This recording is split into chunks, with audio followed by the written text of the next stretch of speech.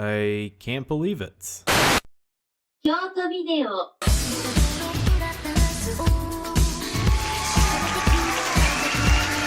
It almost snuck up on me, but I've really been making KYOTO video and, by extension, video essays for exactly 5 years. Half a decade I've been at this. Really puts things in perspective. Okay, I don't want to end up repeating myself for every milestone I cross. My 100th episode of KYOTO video was, what, not even a year ago? The major milestones do feel a lot closer together than you think, at least from my perspective. I guess that all comes from keeping a diligent schedule. But I guess I do want to bring up me doing this show for 5 years because it's probably going to be the last milestone worth mentioning for quite a while. I gotta do about 80 more videos to reach that 200th episode marker and about a year's worth of videos after that to reach the big 10th anniversary. So, what the hey? It's gonna be a long stretch of time before I come across any more milestones worth celebrating, unless I find some. So let's give it up for 5 years of talking about retro anime.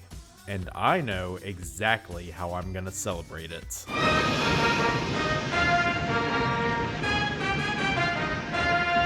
If you all remember the first video I did for the channel, it was 1987's Robot Carnival, an animated anthology picture spanning genres with multiple directors crafting short films about robots in their own unique styles. Whether they were fluffy little romances centered around an amusement park set piece, cerebral mood pieces about magic pixie dream girl androids, or hyper-stylized nightmarish robot apocalypses, they were all the perfect vehicle to show off the skills of the industry's most talented animators, both young and old. But one of those people who provided their artistic contributions to the film wasn't even really an animator. He was a mangaka, and a quite famous one as well, Katsuhiro Otomo.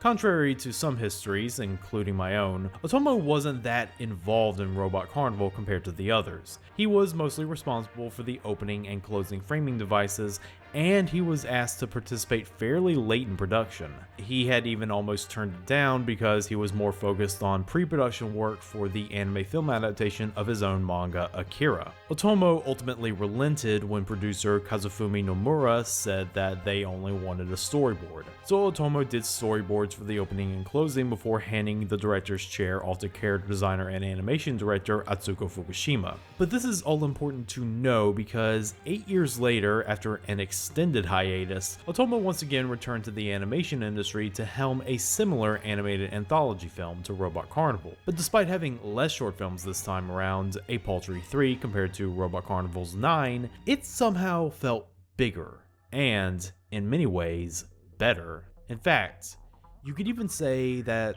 it's a bit more memorable.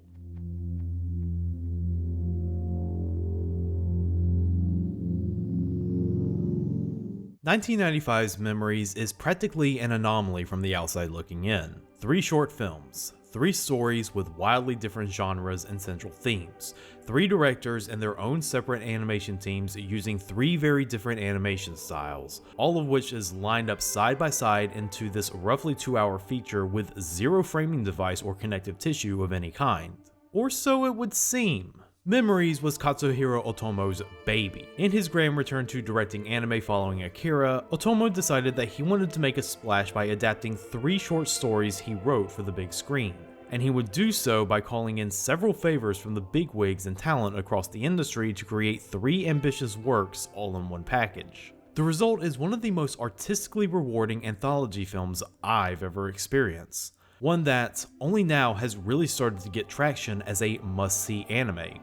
Memories was one of those titles that never really went out of print, but its distributor, Sony Pictures, didn't really treat its release with the respect they deserved, just releasing the same 2004 edition DVD over and over again for cheap, usually bundled with other Otomo adjacent titles like Metropolis and future episode subject Steam Boy, which I guess is better than none, but they were pretty bare bones DVDs. They didn't even come with a dub track, which, ignoring pointless otaku arguments, is kind of a barrier to new anime viewers getting to see this work of art. Thankfully, we've got our friends at Discotek coming to the rescue, not only giving Memories a spectacular remaster on Blu-ray, but also providing it with a really good English dub and a disc full of features. You really have no excuse to not see it now. And if you still have any doubts, well, That's why this possum is here. For this video, I want to provide the full scoop on Memories, its history, its staff, and overall what I think makes each one of these short films so good. In other words, I'm going to make the case as to why Katsuhiro Otomo's Memories deserves to be remembered.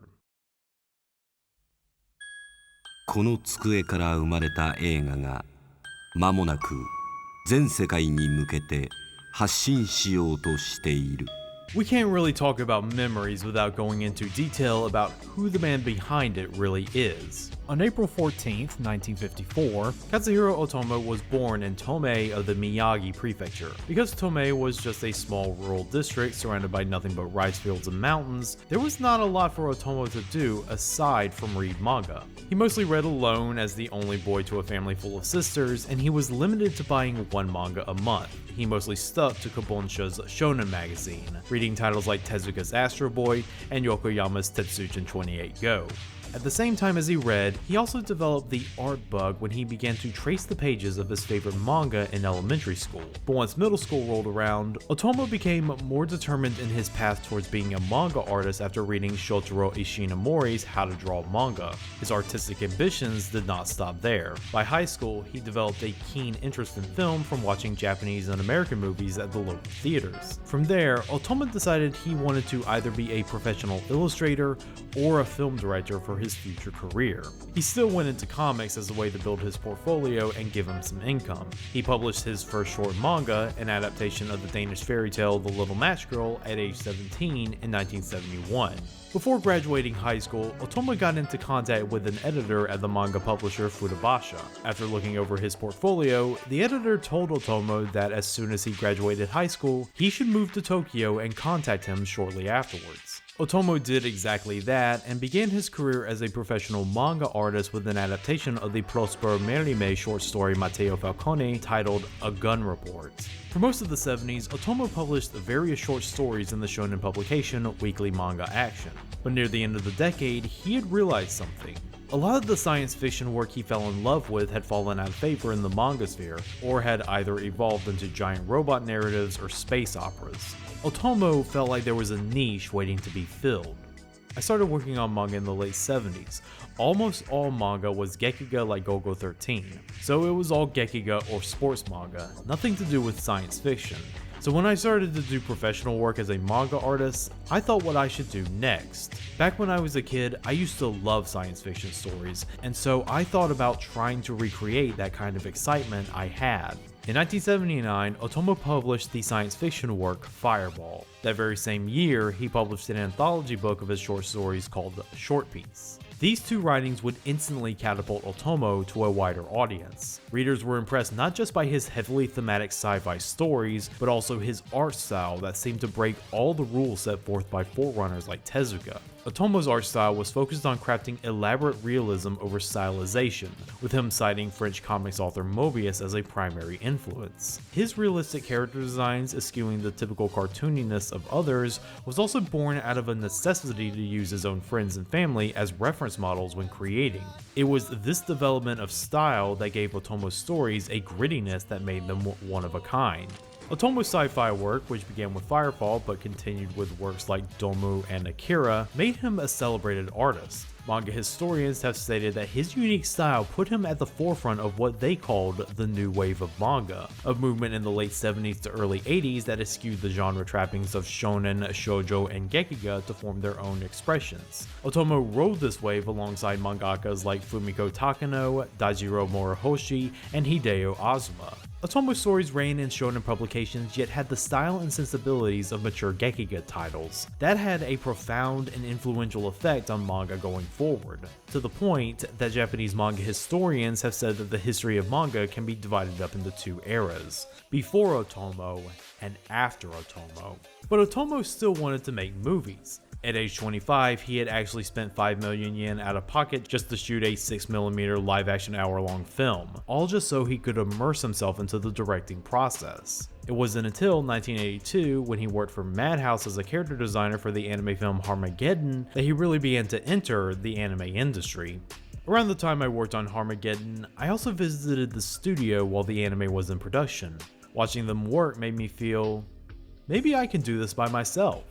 4 years later, he would get his chance to do so by collaborating with Madhouse founders Rintaro and Yoshiaki Kawajiri on the anthology film Neo Tokyo, writing, directing, and doing key animation on the final short's construction cancellation order. This, of course, would lead him into producing the blockbuster Akira, but that, of course, is a story for another day. Flash forward to the 90s. Otomo has mostly taken a step back from the anime industry following Akira. He did contribute to Rojin Z, but only as a producer and screenwriter, and most of his work in film up to that point was done in the live-action film World Apartment Horror, which he had directed.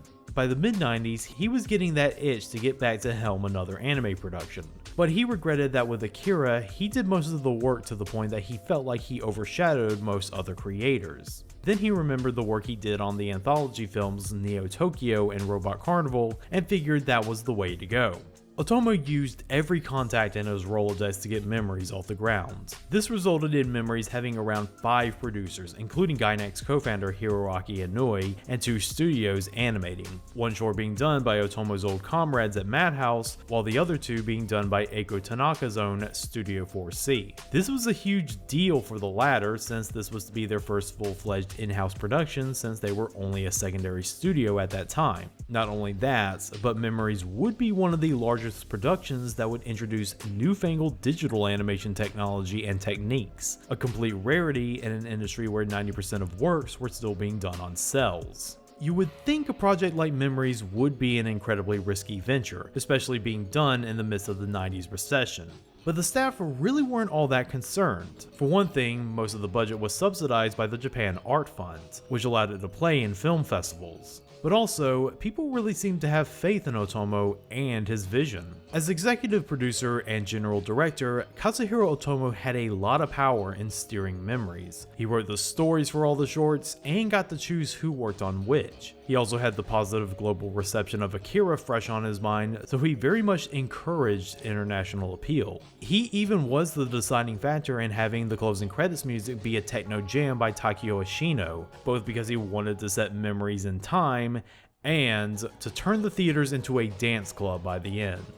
But despite that, Otomo really wanted to let the animators bring a little bit of their own visions to the table, take what makes their art unique and have it give life to the stories he wrote. And in that, I think he and his team succeeded. And now, we're at the part of the video where I can finally talk about the movie. But since this is an anthology picture, we're going to be doing things a little differently. We're going to go over each one like they are their own standalone production. And instead of doing things in order like they are arranged in the film, I am instead going to go over them from my least favorite to my most favorite. And don't think this means I'm going to be doing the worst to best order. In fact, all of these shorts are 8 out of 10 minimum in quality. I'm just doing it in the order that allows me to save the best short for last. Which, isn't that always the proper protocol?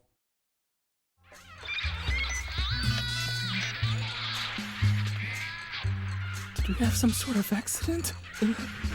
No, that can't be right. All these alarms should have gone off already. It's common cold season in the Yamanashi Prefecture, and lowly lab technician Nobuo Tanaka is currently battling a very persistent strain of the disease. We've got a batch of the new cold meds stuck in stage 2 trials. You could maybe give some of those a shot. I've tried literally everything.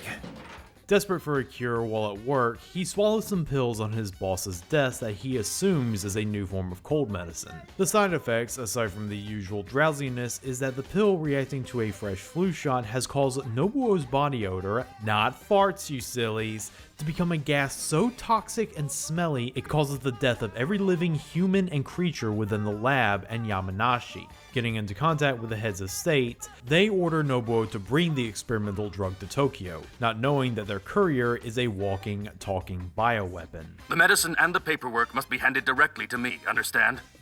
You mean right now? Yes, and for the love of all that's holy, if anyone asks, you do not work for Nishihashi Pharmaceuticals. Is that clear? Once they learn that, it's too late. Nobuo is already on his way like the diligent salaryman he is, and he has no idea he is the cause of the mysterious disaster killing everyone in his wake. Japan's military and government now has to mobilize and stop Nobuo by any means necessary before he and his deadly BO problem wipes out the Tokyo metropolitan area, all while Nobuo grows more more frightened at the soldiers firing at him, which in turn makes the smell stronger. Hey, wait!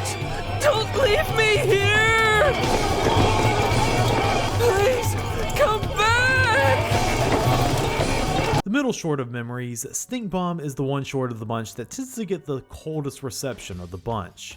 And while I do think it's certainly flawed, as evidenced by its placement, there is certainly a lot to like about it. This was the singular short that was produced by Studio Madhouse. Originally, Otomo wanted Yoshiaki Kawajiri to helm this project because he had written the story with the intention of asking if Kawajiri could do a action-heavy dark comedy instead of the straightforward action he was known for. Alas, Kawajiri turned him down, but he did stay on board as a supervisor and key animator. Otomo instead gave the director's job to Tensai Okamura, a longtime pupil of Kawajiri's. For the shorts he wasn't going to direct, Otomo wanted them to be headed up by longtime key animators whom he felt were ready for the director's chair. And while he did try to keep his own involvement to a minimum, Otomo really did have to give Okamura some encouragement in directing. Because Memories initially started out as an OVA, Okamura originally was very conservative with how he boarded his scenes, and Otomo had to really reassure him that he could stand to be more extravagant. Compared to the other two, Stink Bomb does feel like the least ambitious animation-wise. It is the only one that did not have any assistance from computer graphics. But that's where you would be wrong, because it's exactly as extravagant as Otomo pushed Okamura for it to be, perhaps to the point where it may have took the longest to complete. In the pilot film for Memories, the trailer only shows storyboards for Stink Bomb, but looking at the finished project, I think that was time well spent.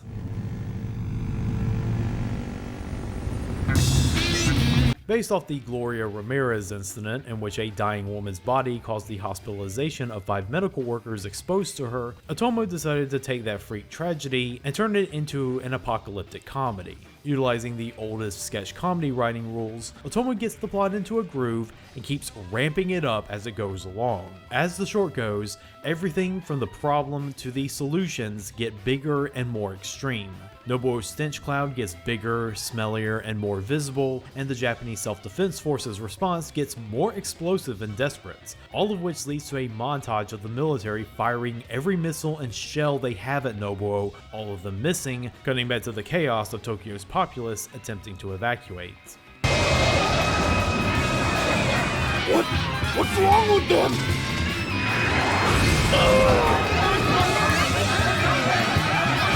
Helping keep the structure of the speeding up narrative is Jun Miyake's wild and crazy free jazz scoring the film, underlining the absolute chaos.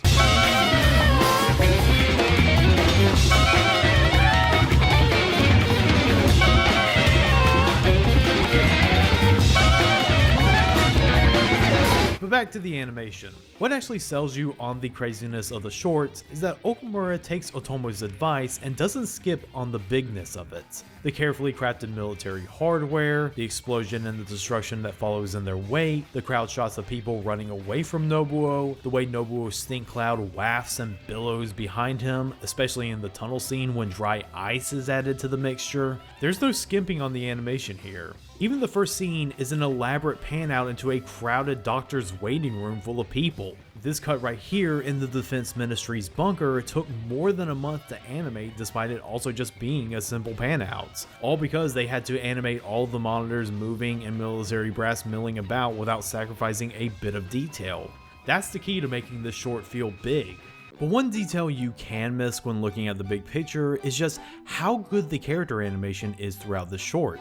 Scenes like the chief scientist panicking and shaking an underling's lab coat in desperation, Nobuo fumbling through some hastily arranged books and files to get all the info for the higher ups. But my favorite is this nameless CO who, due to being covered in an NBC suit, has to express his emotional state through some deliberately hammy body language. Yeah, get that air moving!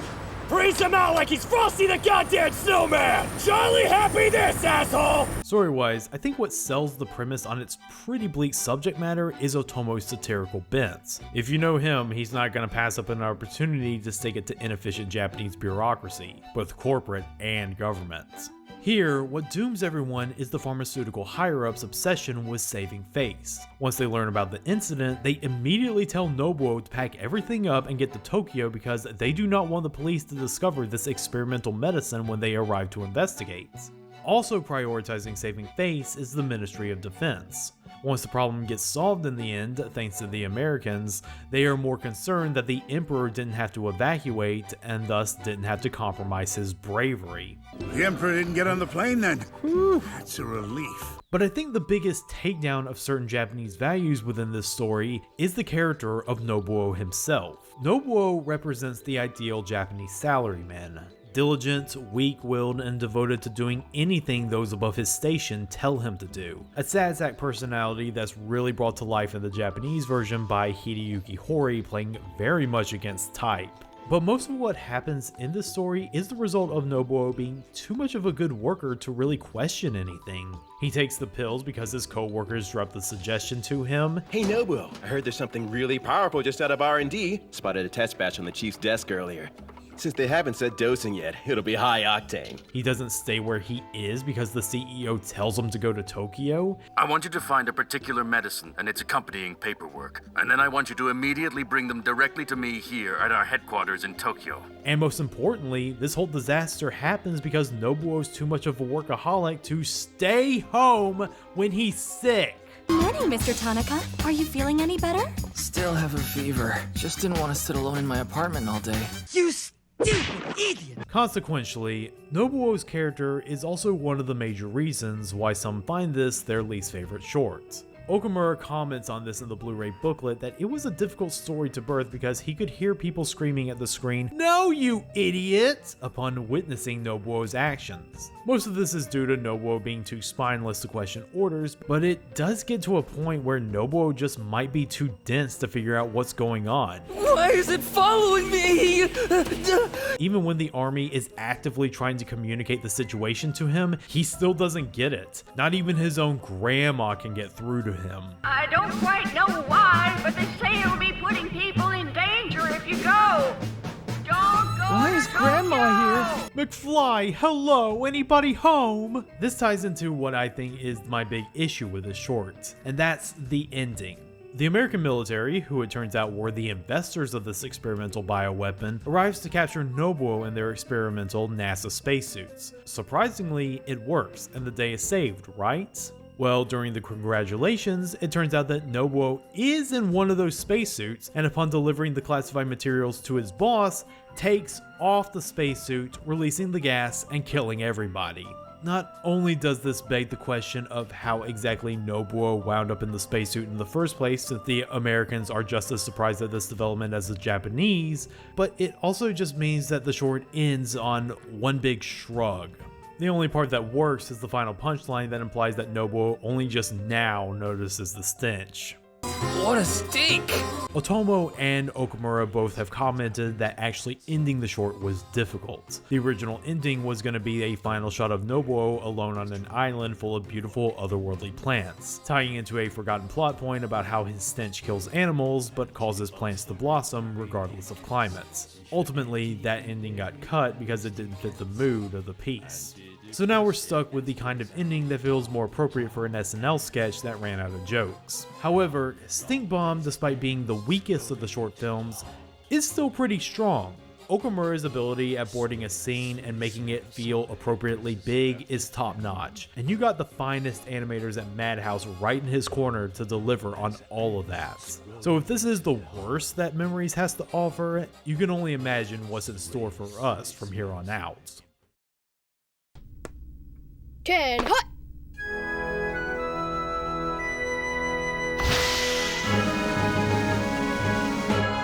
Within a walled steampunk city, civilization is built on the back of an endless war. Every man, every woman, and every child must contribute to the war effort to fight an unseen enemy that they know must be destroyed.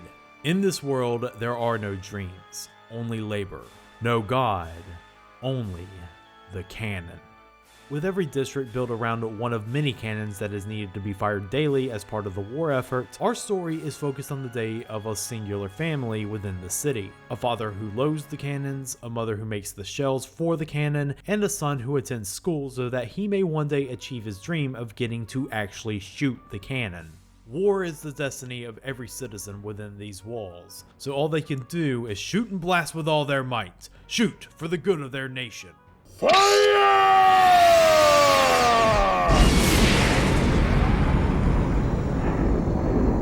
The last short of the anthology, and the one Otomo had the most involvement in, being director, screenwriter, art director, and original character designer, Cannon Fodder is probably the most experimental short of the bunch. Namely, it's built on the short being entirely one extended cut, or at least present the illusion of one. Cannon Fodder is supposed to be presented like a picture scroll, a narrative in which everything appears to flow in one continuous motion. And looking at it, you really do feel that. Long takes, even live action ones, are very difficult to do because everything needs to go off without a hitch. So looking at this anime, you can sense just how meticulously planned every single shot is. Now! Detach! Hook! Otomo doesn't mince words in talking about how difficult this short was. Not only were there several retakes, which is to be expected for any work with long cuts, but Otomo's access to the computer software to assist with this process was very limited since they weren't ready for most of the production time, causing him to do a lot of improvising with some shots, and by the time he did get access, he only really used the software sparingly for effects like characters walking down a hallway. In the end, Otomo really did most of this short the hard way. Just look at some of the behind the scenes footage for this short and see what he and his team were working with. But obviously, it still comes out looking really good. At the very least, Otomo had talented animators working for him like Toshiyuki Inouye, and the director of photography was Hiroaki Edemitsu, the man who choreographed some of the most cinematically ambitious shots of 80s anime. But even if they pull it off, there are some who might dismiss the short and its use of the illusion of the long cuts as gimmicky. After all, most of the illusion is kept up by the use of clever editing tricks and knowing where to place the cuts. Once you figure that out, you know how the magician does his tricks. That's a bogus reason for trying to undercut this short's accomplishments. Not only are some of the shots amazing to watch even from an editor's standpoint, we don't have time to sit around. Shoot and blast with all your might. Shoot for the good of our nation. but the reason why this is presented as a singular take plays into the short's themes. The idea of Cannon Fodder is to present a day in the life of a fictional fascist dystopia, and I mean it's explicitly fascist. The biggest thing the family owns is the portrait of a nameless military leader, propaganda posters and broadcasts are constantly being shown and heard, the entire society is built on endless conflict with a nameless, formless enemy that needs to be destroyed, and if that's too subtle for you, all architecture of the city is based on the work of Le Corbusier, a prominent 20th century brutalist architect who was a fascist and Nazi collaborator in World War II. And it points out the depressing absurdity of a fascist militaristic government. Everything is centered around the war effort, and I mean everything. From their education system. Think of weather conditions like wind speed, which can speed or slow a shot or alter its course. Temperature and humidity can affect the power that comes from the gunpowder's combustion. To their sitcoms. The Cannon family again? Yeah, bang, bang, bang! This show stinks. To people saying goodbye to each other. Well, I'm blasting off. Ready to fire, two! And all the jobs building and loading the cannon is built on empty pomp and ceremony. Loading a cannon is practically a ritual that demands perfection, not only just for safety reasons, but also because screwing up even once undermines the war effort. One tiny slip-up could wipe out the entire cannon battalion!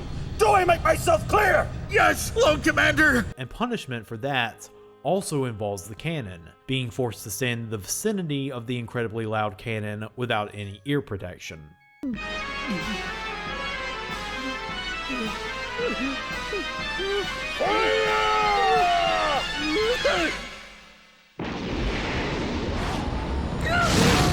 But the scariest part is that all of this is normalized among the populace. It's made very clear that this existence is a normal way of life for people. The men lounge on the cannon during their lunch break. The women gossip during their own lunch break in between making shells. The only actual dissent in this society is just union members protesting for better working conditions. Sign the petition!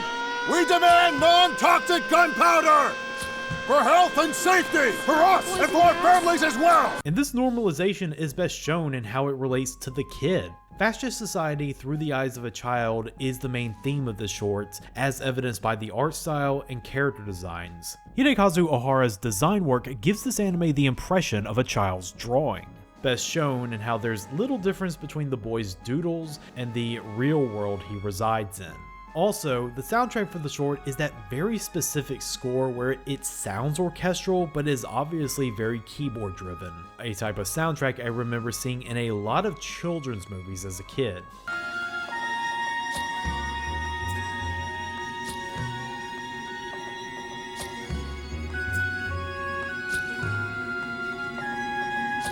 This shows that this ugly world is just a normal life to a child. For most of the shorts, he's genuinely happy like any other normal kid would be, in contrast to his father, who just appears to be miserable and beaten down by the system. And the kid accepts the world without question. When he asks his father why they fight, he's just given a non-committal answer and just accepts it. He doesn't know or even care that there's nothing but bombed out wasteland beyond the city walls, or that the enemy is in an always moving city and may never be taken down since they are always on the move, if they even exist at all. The young boy is the perfect cog in the machine. He accepts and enjoys that endless war as a permanent part of his existence. It's why his dream is to be at the top of the oppressive system. When I grow up, I want to be the one who fires the gun. Not just a cannon loader, like my dad. 10 hut! And why, in the final shots, we see him sleep soundly during a civil defense siren.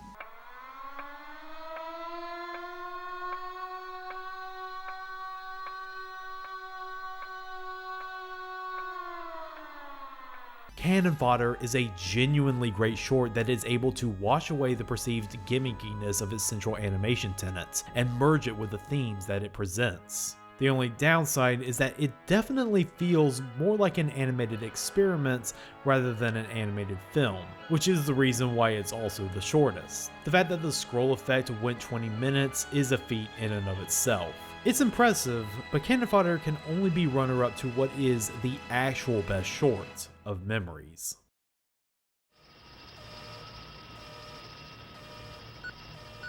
What the hell?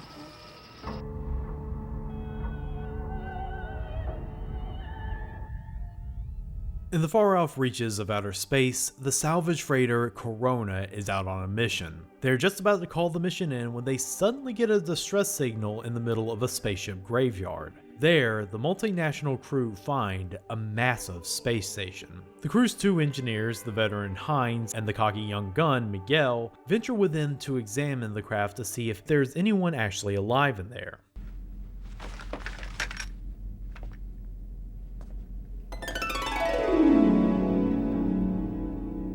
What they discover appears to be an opulent European-style mansion interior with functioning life support systems, machinery, and holograms. At the same time, the running water is brackish and full of sewage, and the ornate furniture and clothing within are actually in various states of decay. The two men soon learn that the space station belonged to a once famous opera diva named Eva Friedel, who disappeared shortly after the mysterious murder of her fiancé, fellow opera tenor Carlo Rambaldi. As the men descend further into the ship's derelict innards, they find themselves haunted by visions of Ava and other phenomena.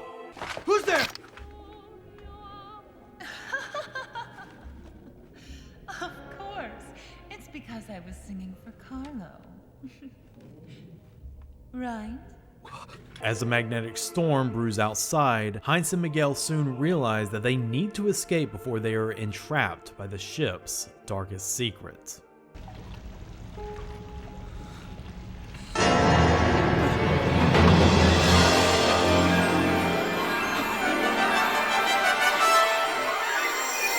A little little odd that Memories starts out with its absolute best and most emotionally intense short right out of the gate.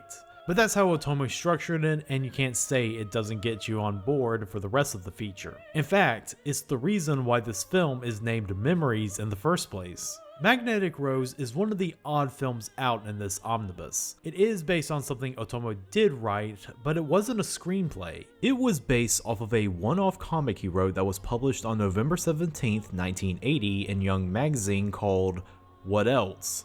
Memories. To direct the short, Otomo enlisted an animator whom he wanted to see helm a project for quite some time, Koji Morimoto.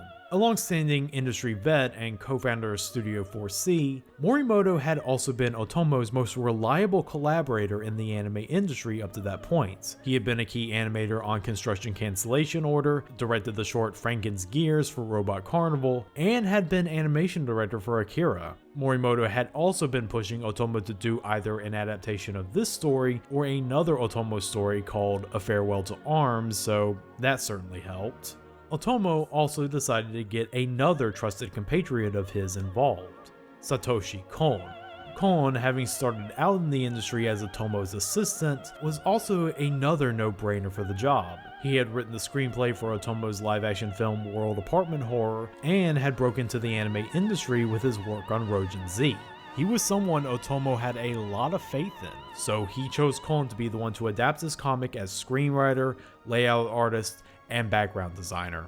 Though Otomo was keeping a watchful eye on the two, Morimoto and Kon both really wanted to put their own thumbprints on adapting this story. Morimoto himself said that production on Magnetic Rose was trying to escape the magnetic field known as Otomo. However, that did not stop the two men from cribbing from Otomo's biggest influences. Morimoto and Kon cite Mobius as the style they were trying to capture in bringing the setting of the space station to life.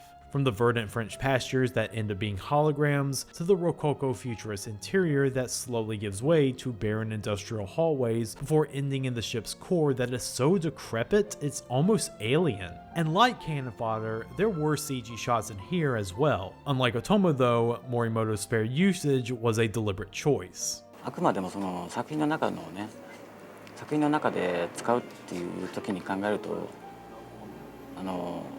そのカットが浮いちゃいけないっていうのは基本的にあるんですよね。で浮いてしまうっていうか、コンピューターだって分かってしまうと、明らかにその先の2、3カットはやっぱりこう流れてしまっちゃってるんで。The sights work in concert with the sounds. The gorgeous score was composed by none other than a pre-Cowboy Bebop Yoko Kanno. Morimoto had already been impressed with her work on Macross Plus that he left her to her own devices in composing the soundtrack, which was a smart move. Kanno, accompanied by the Czech Philharmonic, weaves an elegant mixture of romanticist opera with a light touch of her saxophone-driven smooth jazz for flavor.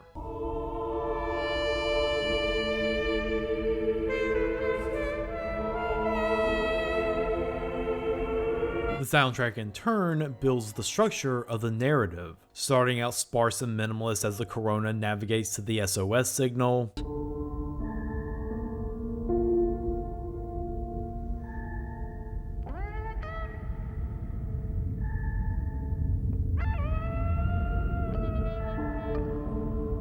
turning more and more complex as Heinz and Miguel explore deeper and deeper into the space station.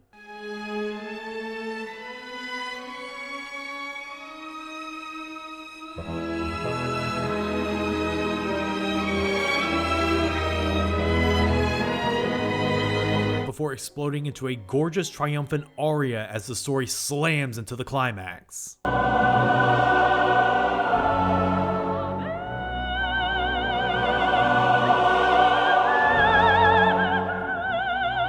And it's no coincidence that all the Puccini opera referenced in the plot and sampled in the soundtrack all involve lost love between the female protagonist and her male lover. Madame Butterfly, the story of an unrequited love between a Japanese girl and an American naval officer, serves as the SOS message.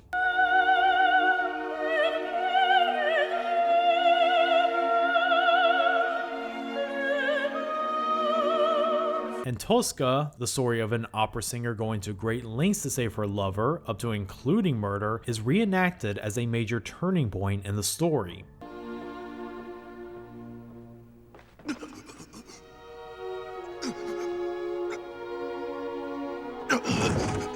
Speaking of which, it's the story that puts Magnetic Rose over all the other shorts and memories because it is the most painstakingly crafted of the bunch. Even as a standalone, it would be head and shoulders above most. In writing the story, Kon plans things out to make sure every plot beat is executed with laser precision. The reason why the Corona answers an SOS signal coming from a risky area in the first place is because they'd be breaking maritime law if they ignore it and could get their spacers licenses suspended. Bullshit! Let's just call it in so we can go home. Asshole!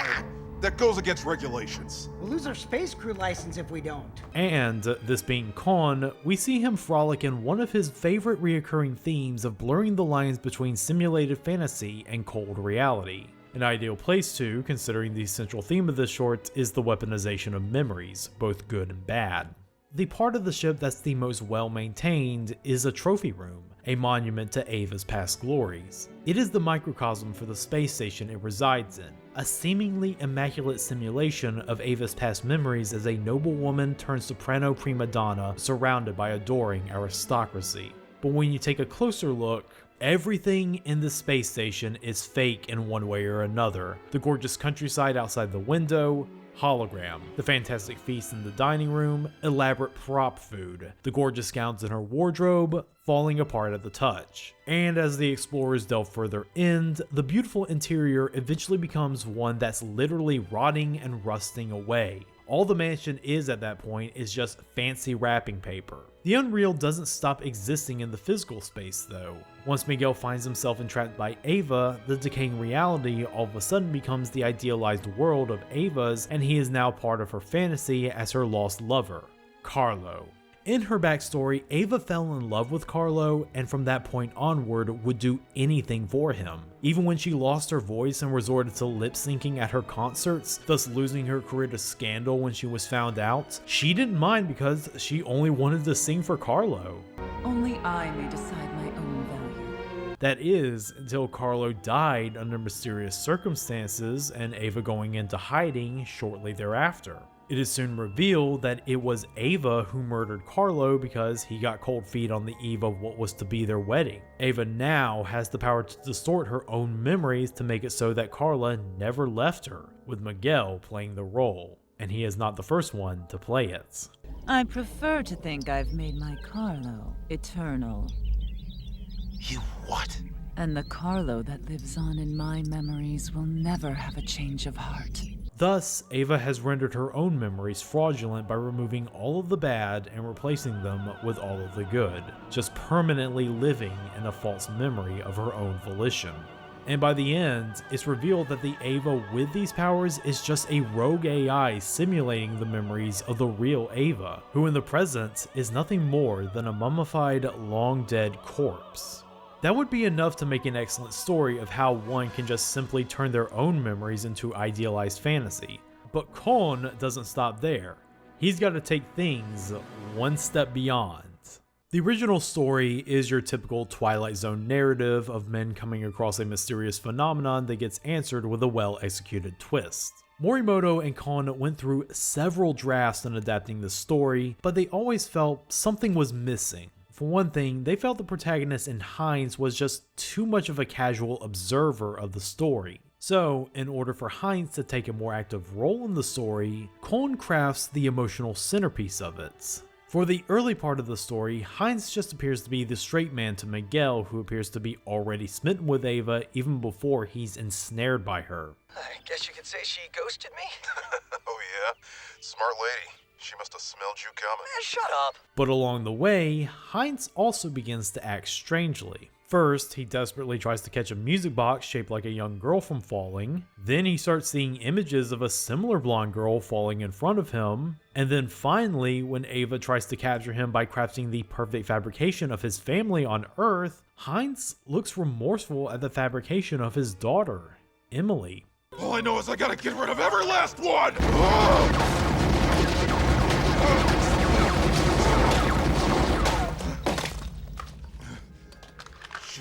We soon see why Hines is acting like this when Ava projects some memories at him. His own worst memory.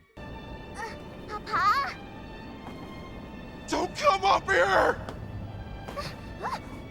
Papa!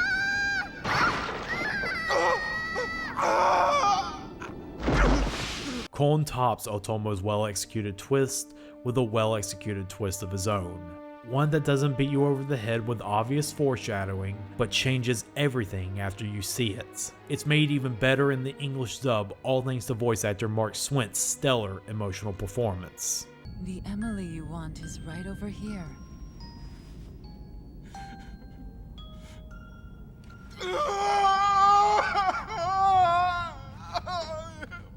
Bringing the twist on home is what happens afterwards. Heinz is just about to fall into Ava's trap by living in a false memory where Emily isn't dead. But then he looks at the picture of his family that he keeps in his wallet and just refuses to accept a false fantasy. Memories are not. You can't hide in the past!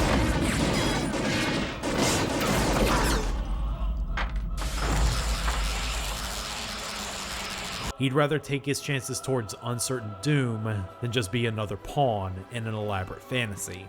That is cinema right there. That is magic brought to life by one of anime's greatest storytellers. So much so that it makes you pissed that we lost Satoshi Kon so soon all over again. And that to me is why Magnetic Rose is the best short of the bunch. But even if I do have a clear favorite, all three shorts are some of the best the medium of animation has to offer us. The sheer breadth of creativity in both animation and writing displayed in Memories is staggering, quite frankly. And it would not have been possible if it wasn't for Otomo. Katsuhiro Otomo gave so many of his close creative compatriots the platform to stretch and be nurtured in order to breathe life into his stories in their own way. 5 years ago, when I did my Robot Carnival video, I said that in spite of some of the short's imperfections, they were pushing tons of creative boundaries, and that was worthy of commendation regardless, with my reasoning that there had never been a film like Robot Carnival between its release and now. Well,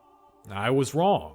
There does exist such a film like it. It's called Memories, and it is Robot Carnival perfected. It pushed just as much boundaries as that film while having much more in the way of narrative satisfaction. It's not just a triumph for Otomo, but also Okamura, Morimoto, Kon, Kawajiri, Ohara, Kano, and everyone else who contributed to this work. I cannot recommend this film enough. It's essential viewing for any film fan, even those who might not entirely dig anime or animation as a whole. At the very least, you'll walk away with some profound memories of the whole experience.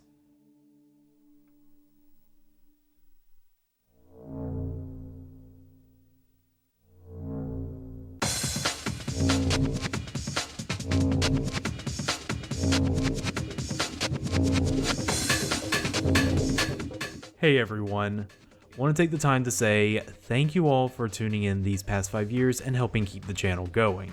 And for those of you who are just now tuning in, welcome. Thank you so much for watching. If you like this video, other episodes of KYOTO Video, or my mini-series The Merry History of Looney Tunes, please like, share, subscribe, and most importantly, ring that bell for notifications. If you'd like to contribute more to this channel and get early access to all new videos and more, then please click on the link below and subscribe to the channel's Patreon. That's all for now, but stay tuned.